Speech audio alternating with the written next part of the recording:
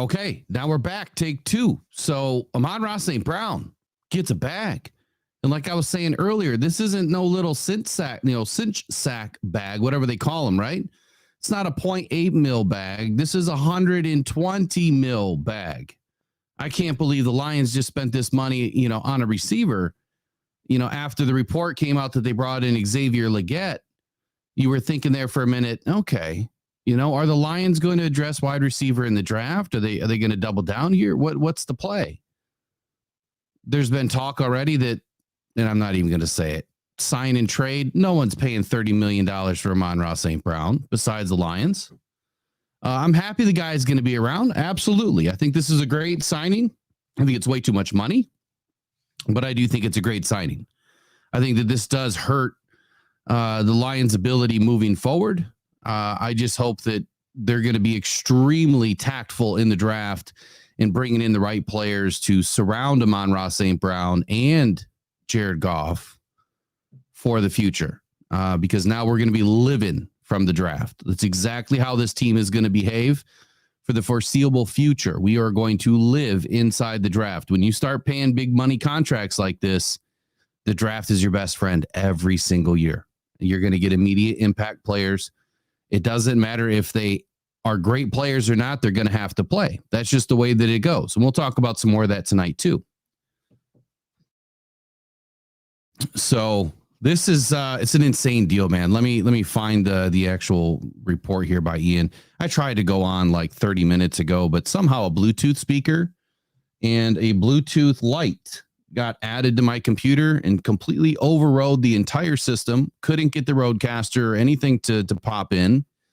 And it just creates trouble. So everything that I'm trying to do tonight, I'm starting to worry, because if these lights cause problems, I'm going to have, big issues with it. And we'll, once we get going, I think we'll be okay. But hopefully when we start using the lights, it doesn't screw it all up.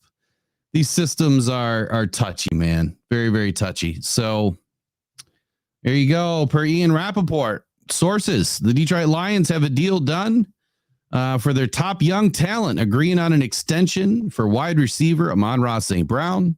He gets a 4-year and more than $120 million, $77 million guaranteed.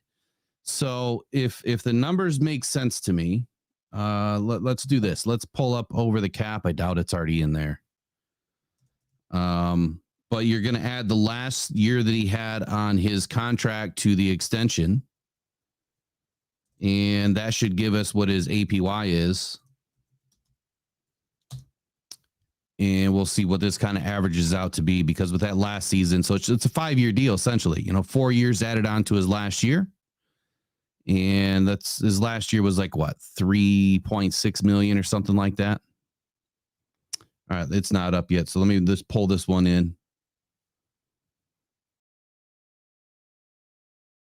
I love all the ads. There's so many ads running right now. It just makes these sites just terrible. Like, I'm over it. So over it. You can't even use the site. It's that bad.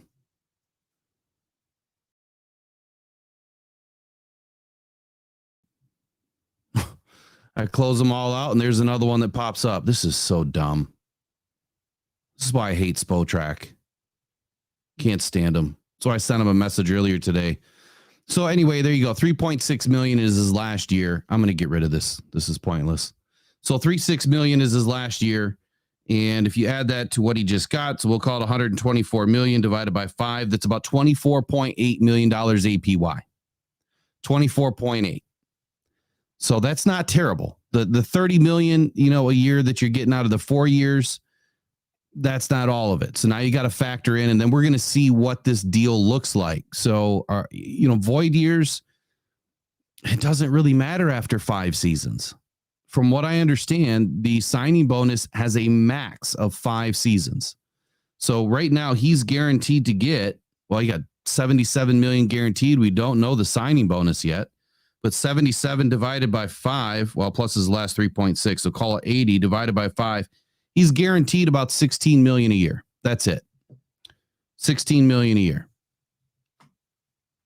I don't know where you got 19 mil APY, but 77 plus his 3.6 divided by 5, 16 million is what I got.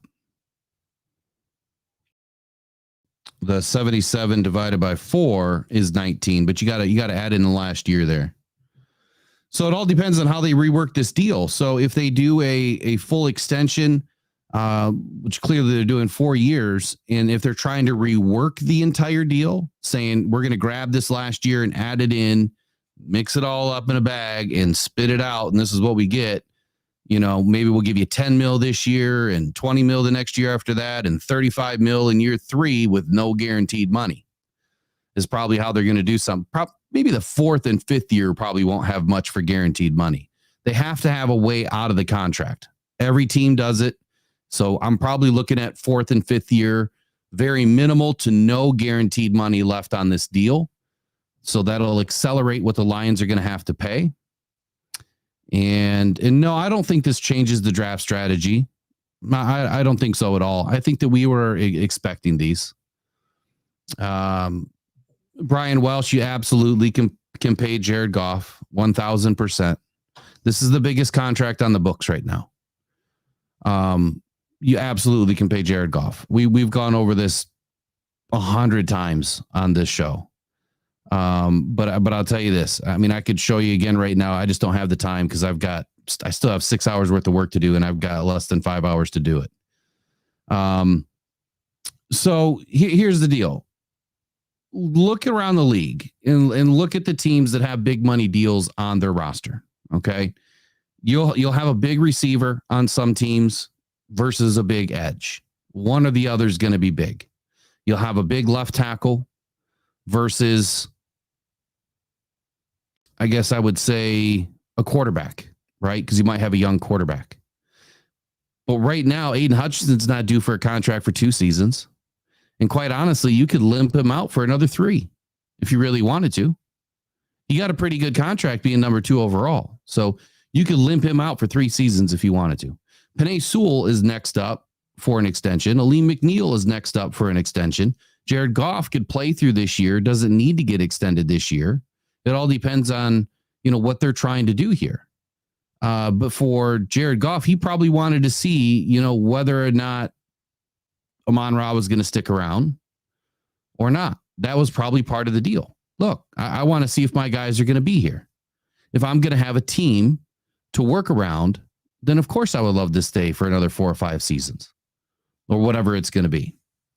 So for me, it's simple. You have to pay Jared Goff. You're not going to build this team for 3 seasons, pay Amon-Ra St. Brown, and then walk away from Goff. It's not guaranteed that Amon-Ra St. Brown's going to have the same type of success with another quarterback. You see it all the time. They go to a new team, not the same player. Happens all the time.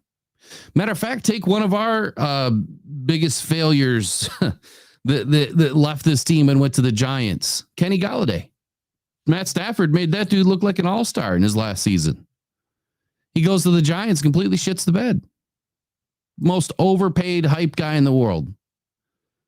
So you've got to look at the full picture for me. And I'm not just saying this for you, Brian. It's everybody. You got to look at the full picture here. You want this team to stick around, and you want them to play well. You need the players that are playing well.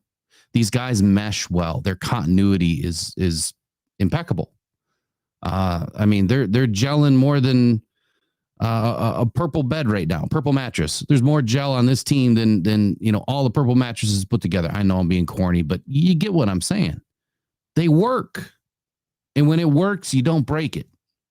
So they're going to have to break the bank, pay Goff. It's really not going to hurt a whole lot. So when you think about it, and I've said this before too, the difference between the cap this year and last year, 30 million. The difference between paying Goff in 2023 and then if you extend them to 50 million this year is covered by that cap number. Completely covered. And you still have what? Well, I don't think you have much left over. I don't think you would actually. Hold on. you would have had 30 minus. Yeah, you would have 12 million left over. So it absolutely could be done just with the way that the cap went up. And the cap's going to go up 25, 28, 23 million every single year. So as it goes up, those big deals that you had, spent big money on, they don't look as big anymore. So 3-4 years from now, it's not going to look that big anymore when the cap is over 300 million. So would I attempt to re-sign Aleem before the season? No. So here's where I'm at on Aleem. I love the dude. Absolutely love the dude. I think he's a great player. I think he's a great person. Roster roulette is real for me. If I was a GM, look, players probably would love me, but they would also know that I stick to a formula because I'm a stats guy. I'm a numbers guy. I'm a Moneyball kind of guy. That's just how I am. You'll see that tonight when we talk about the draft tonight and all the players and how I'm doing a few things. I got a few trades in there. I got a wild one, actually, a really wild one. It's Moneyball. Yeah, that's what the NFL is turning out to be right now. And that's what I see out of Brad Holmes is he's all about the numbers and he has a very specific formula, mixed in with all the intangibles. So it works for him. And it would work very similar for me because I think that roster roulette is very real. You want to bring players in to filter out the bigger contracts. So what do I mean by that? You just paid Amon-Ra. You have to get a rookie contract now on a wide receiver. And it can't be in the top 10. So if you take a wide receiver at 29, what's the value on the 29th? This is I need to get this for tonight anyway.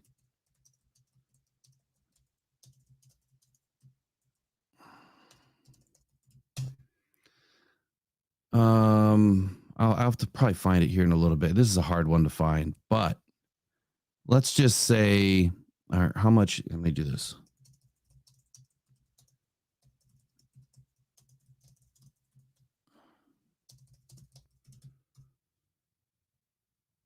So first round picks,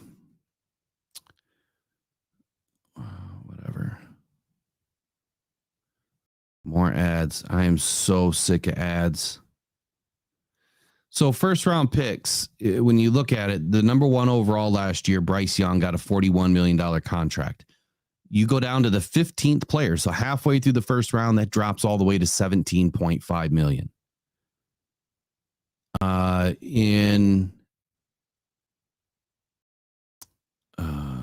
What does that mean? Why did they split all that up? That doesn't make any sense at all. I don't know what they did here. Some of these sites are just, they don't make any sense. Anyway, I'll find it. But anyway, let's put it this way. Let's just say that the 29th pick gets, about a $10 million contract over five years, roughly. So if you bring in a wide receiver at 29 and you're paying him on average, a couple $1 million a year. Now you add that to Amon-Ra St. Brown's number and together it's 15 million a year now for two players. And then you add in another guy that's only making a couple $1 million a year. Now it's 10 million a year. You have to put the whole number on the wide receiver group, right? So if you got one guy making 30, two guys making 2, another guy making 3, one guy making vet minimum, and you're looking at a $36-37 million wide receiver room, which we'll maybe have some time to look at it tonight. What is the NFL? See, the cap is what, 254? So if we take 254 and we divide it by 36 million,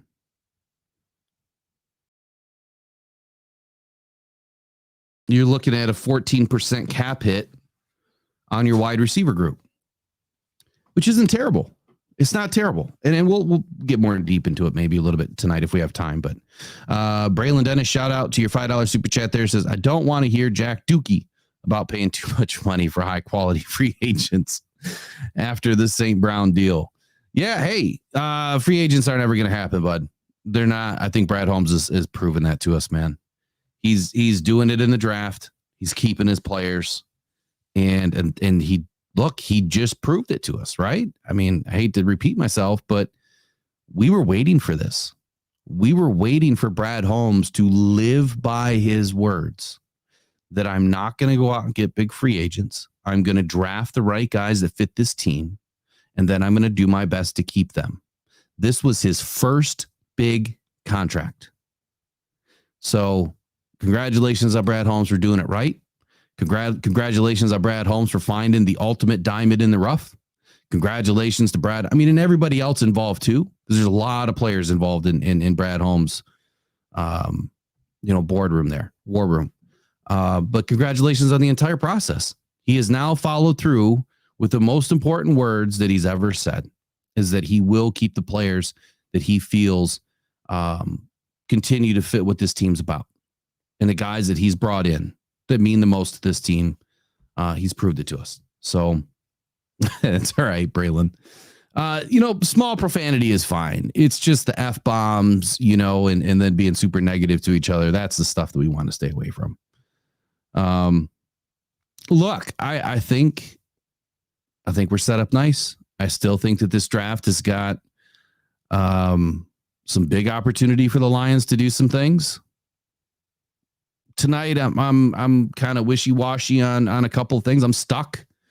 But look, it's almost 1:00. I have literally 4 hours now to get ready. And I feel like I'm only 2/3 of the way there. Some of the things that I want to do tonight may not happen because I'm struggling with freaking Bluetooth, man. It just screws everything up. There's too many things on Bluetooth and it screws it all up. But we'll try to get it done. You guys have been great. I appreciate you guys for joining me today. Amon-Ra St. Brown, 4-year contract, $120 million, $77 million guaranteed. Guy got the bag, man, the big bag.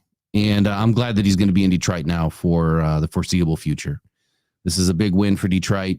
It sets up the draft now. The Lions fans are going to be so pumped. This is what the conversation for the next 48 hours in Detroit is going to be all about this. There's going to be a ton to talk about now. To Brian Welsh's comment earlier, how does this affect the rest of the players that we need to sign or re-sign? I don't think it affects Goff. I don't think it affects Penei Sewell. But I do believe the rest of the team will have some impact based on this contract.